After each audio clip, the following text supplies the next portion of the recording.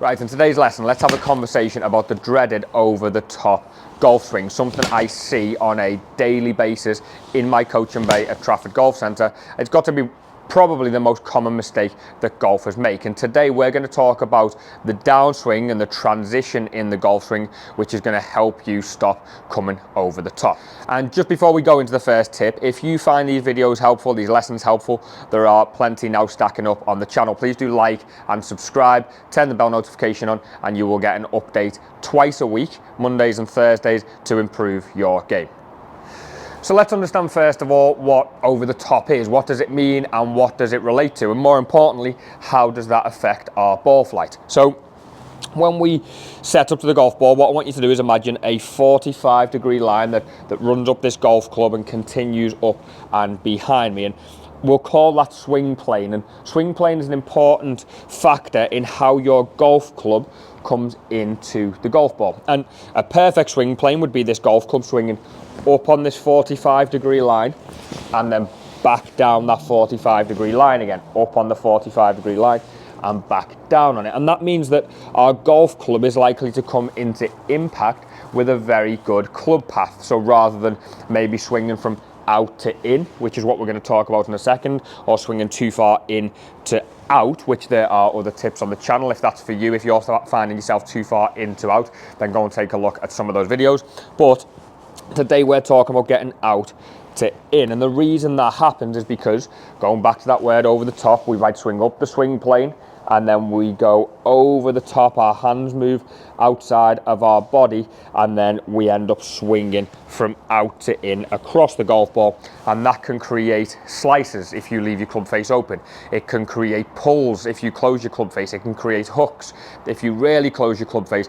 Basically, there's a lot of things that can go wrong. And I'm going to give you a couple of tips today on how you can stop coming over the top. And I just want you to get this idea, first of all, understand the reason, I should say, of why you come over the top. So let's say you've gone into a perfect setup. You're set up over the golf ball, very comfortable, and you make a good backswing.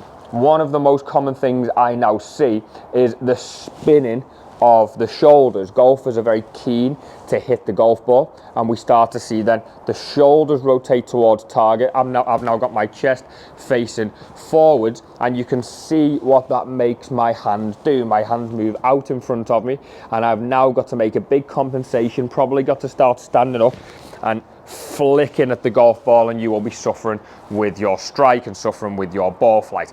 If you're someone who's trying to draw the golf ball, you've got no chance from out there.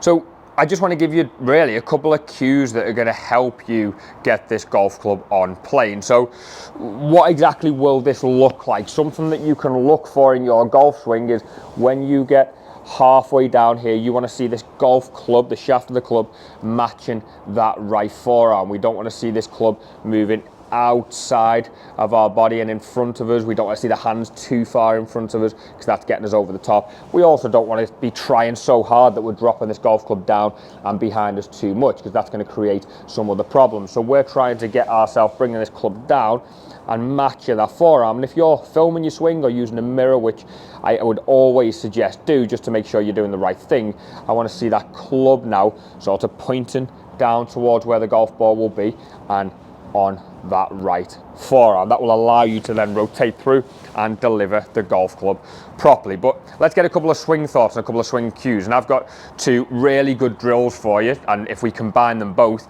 then you've got a very good practice session, which are going to help you not come over the top. So we've made it to the top of our golf swing, and as I've said to you there, that most people then start to spin these shoulders out. We start to rotate early, and what I actually want is I want you to get the sensation of keeping your back to the target for as long as possible in the golf swing. I want you to feel like when you get to the top, you've made a good rotation and your shoulder blades have got a couple of eyes and they are looking at the flag. And while you're starting to make this downswing, you're keeping those shoulder blades looking at the flag just while the arms drop, and then from there we can turn out. But something else that we then see as a consequence of this rotation is we start to see this right foot, looking at this right heel here, that lifts up very early in the swing, and again we're getting this action where our hands are moving outside of our body, and then we've got to swing across. So what I want you all to do is just grab yourself a wedge, and we're going to place this under your right heel. So now I've got that under there, it's standing up, and if I lift my foot, I can hear that golf club dropping onto the floor. So our idea now is get yourself set, make that backswing, and we've still got hold of that club under that right heel. And if now I spin those shoulders, we will see that golf club start to drop down behind me. And what I actually want you to do is keep this club standing up for, again, as long as possible. So we get to the top of our golf swing, we start to let our hands fall while we're keeping our back to the target, and notice that right heel now is keeping hold of that club. I'm not letting go of it too early. Once I get to here, that's when I can start to move off the golf club. So we're trying to keep hold of that for as long as possible. And this is a really good drill to do slowly, as I'm showing you now.